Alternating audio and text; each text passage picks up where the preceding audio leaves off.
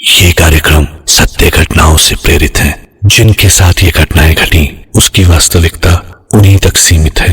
भूत प्रेतों और असामान्य विषयों के होने पर चैनल कोई दावा नहीं करता और न ही प्रोत्साहन करता है। लोग कहते हैं कि डायन कभी नहीं मरती, कोई लाख उसे जला दे वो फिर भी जिंदा रहती है।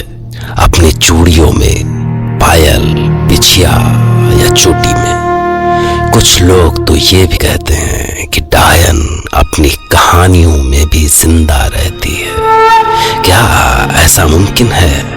कैसा हो कि आप रात के अंधेरे में जलते हुए अलाव के इर्द गिर्द बैठे हुए डायन की कोई कहानी सुन रहे हों और वो अचानक आपके सामने आ जाए। ये बात जितनी नामुमकिन लगती है उतनी ही खौफनाक भी। और अगर कहीं ये मुमकिन हो गई तो जान लीजिए कि खौफ से आपकी जान भी जा सकती है। मैं डॉक्टर नागर, पेशे से मनोवैज्ञानिक और पैशन से ह्यूमन माइंड का फैन, हर रात आपके पास लेकर आता हूं मुझसे मिले कुछ लोगों की आप बीती कुछ घटनाएं जिन्हें सुनकर आप सोचने पर मजबूर हो जाते हैं।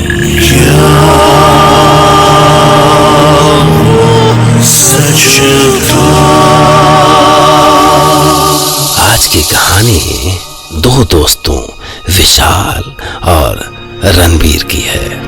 उन दोस्तों की कहानी जो खौफ की उस हद से गुजर गए जहां से कोई वापस नहीं लौट पाता।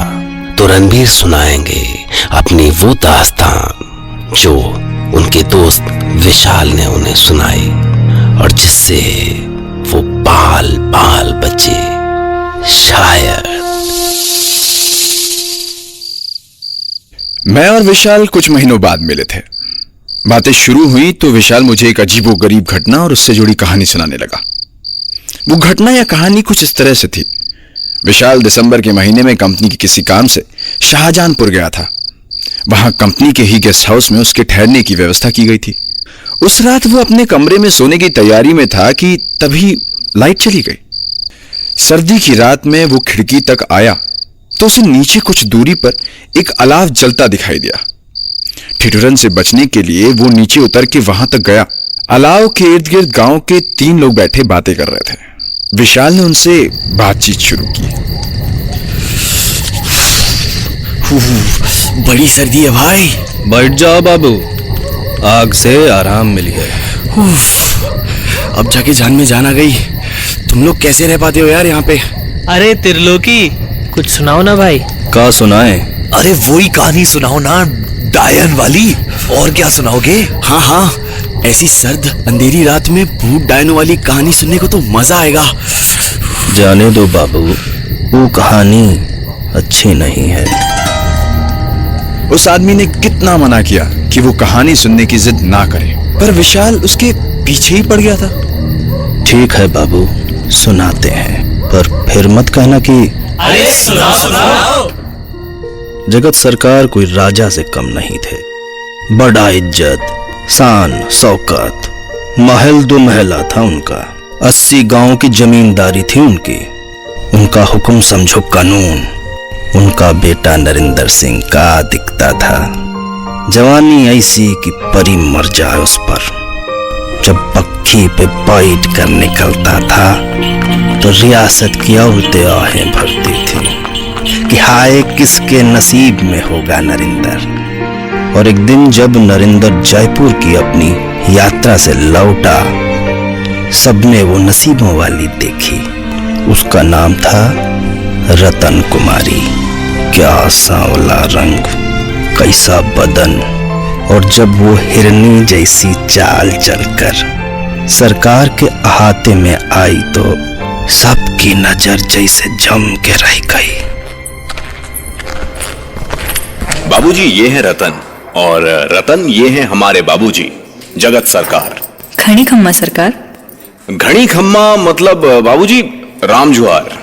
वाह वाह, पर बहू तेरा घड़ी खम्मा भी बहुत सुंदर लगा हमें। तू यही बोला कर।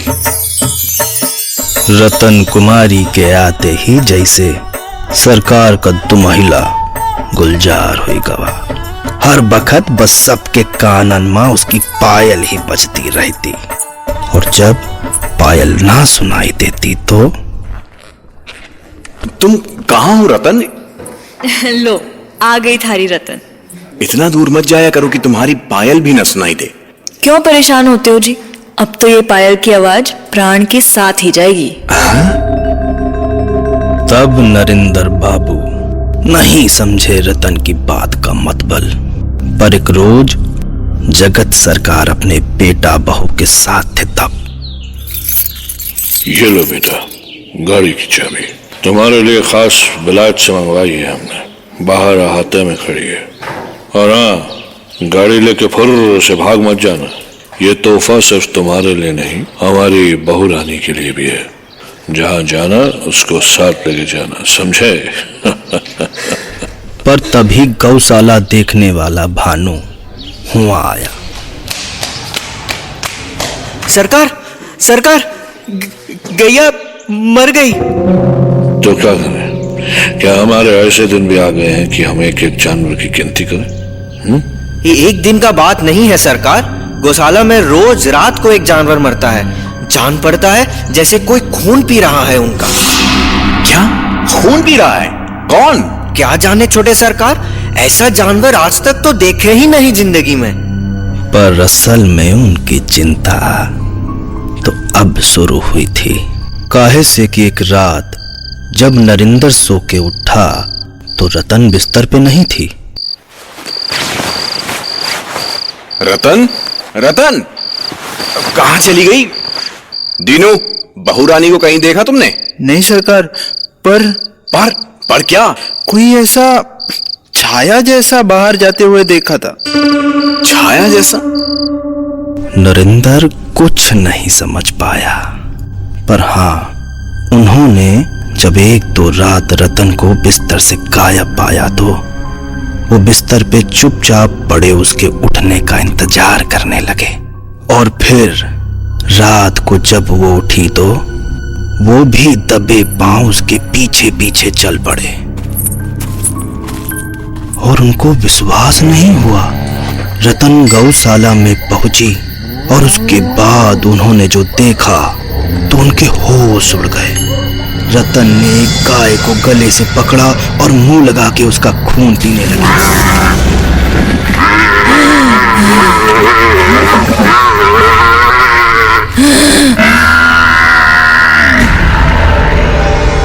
उस रात के बाद से तो नरेंद्र को ऐसा लगने लगा कि रात वो रतन के साथ नहीं, मौत के साथ सो रहे हैं, मौत के साथ। पर उन्हें कुछ करना था, इसीलिए वो जगत सरकार के पास गए। बाबूजी, ऐसे तो हमारा एक भी जानवर नहीं बचेगा। क्यों ना आप गौशाला को यहाँ से हटाकर 10 कोस दूर हमारे आखिरी गांव में कर दो और 50 आदमियों का पहरा बिठा दो। ठीक कह रहे हो तुम। आज ही कह देते हैं ऐसा करने को। अगली रात रतन उठ के सारा गांव छान आई, पर उसे कहीं कोई गाय नहीं मिली। तो अगली रोज वो इतनी कमजोर हो गई थी जैसे उसने 4 दिन से कुछ खाया ही ना हो। क्या हुआ? सुबह से लेटी हो? तबीयत ठीक नहीं है? कमजोरी लग रही है। अगली रात तो वो आखिरी गांव में बनी गौशाला तक हो आई, पर वहां ऐसा पहरा लगा था कि जागते रहो, जागते रहो। यहाँ तो पहरा लगा हुआ है, क्या करूं, कहाँ जाऊं?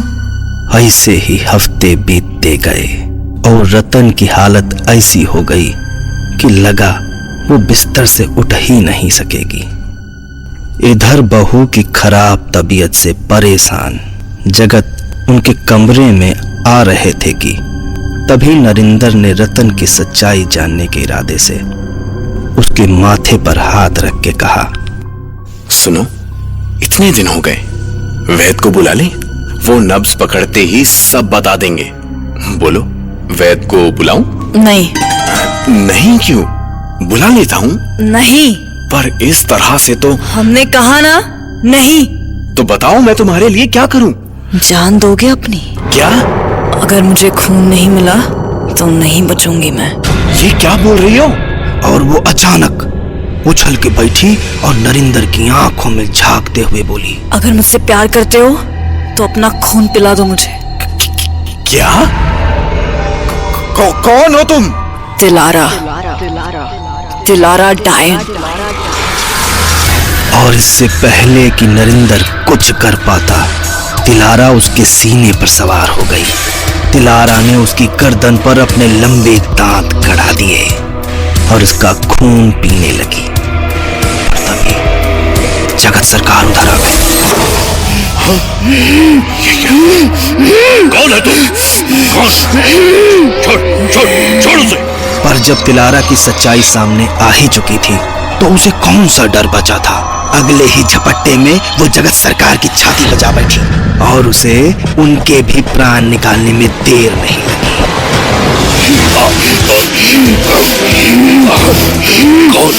कौन है तुम?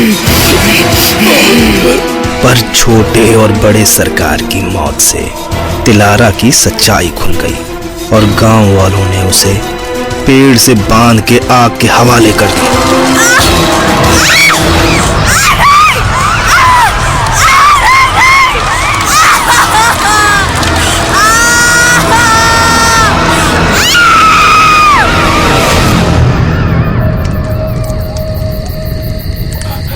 कहानी तो बड़ी भयानक थी भाई।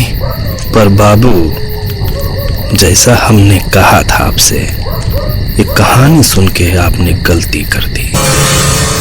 क्यों? सुन ली तो सुन ली, बस इसमें क्या है? बस नहीं बाबू, बहुत बुरा किया आपने। आखिर क्यों नहीं सुननी थी कहानी? क्योंकि बाबू, ये कहानी सुनने के बाद कोई जिंदा नहीं रहता। विशाल की कहानी में बुड्ढे के मुंह से निकली इस बात पर मैं भी हंस पड़ा। पागल थे वो सारे। अरे अभी मैंने भी तो ये कहानी सुनी ना, और देखो देखो मैं जिंदा हूं। यही बात मैंने भी उस बुड्ढे से कही थी और उसका जो जवाब उसने दिया वही मैं तुम्हें दे रहा हूं। क्या जवाब? वो मरे हुए लोगों को नहीं दिखाई देती, पर जरा पीछे मुड़ के देखो, कहीं वो तुम्हारे कंधे पर तो नहीं बैठी।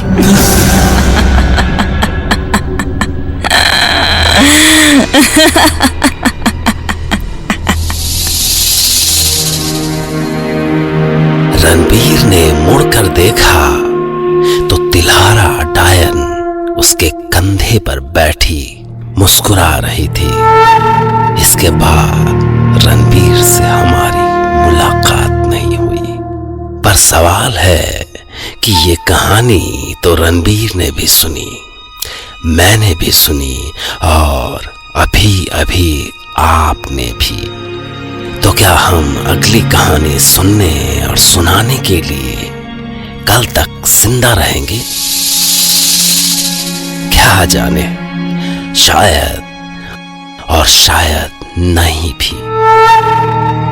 आप सोचिए, क्योंकि हो सका तो मैं कल रात भी तैयार रहूंगा आपके लिए एक नई घटना लेकर, जिसे सुनकर रणबीर की तरह आप भी कह पड़ेंगे,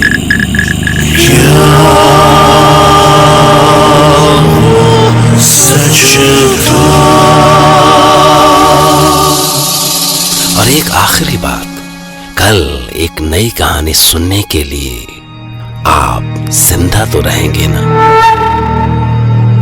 okay, good night and take care.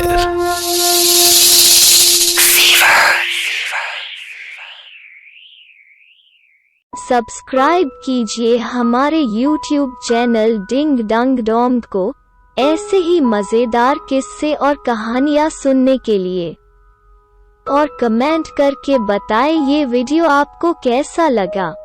अगर अच्छा लगा हो तो प्लीज एक लाइक कर दीजिए और शेयर कीजिए अपने दोस्तों के साथ।